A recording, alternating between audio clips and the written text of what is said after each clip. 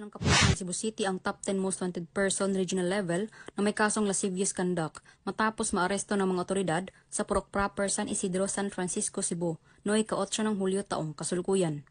Ayon kay Police Lieutenant Colonel Brian O'Neil C. Salvacion, Chief ng Provincial Intelligence Unit, Cebu City Police Office, bandang alas 10 ng gabi nang maaresto ng kapulisan ang sospek na si Nazareth, 45 anyos, na residente na nabanggit na lugar.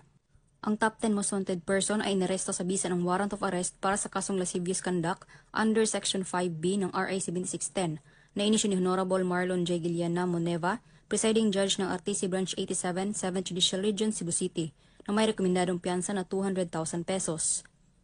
Kasalukuyang nasa kustodiya ng San Francisco MPS Custodial Facility ang sospek para sa dokumentasyon at tamang disposisyon.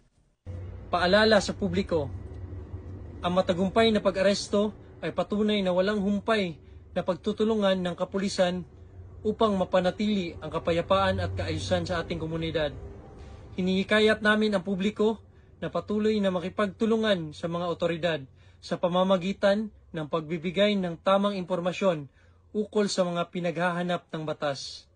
Ang inyong kooperasyon ay mahalagang sandigan sa pagpapaigting ng seguridad at hustisya sa ating komunidad.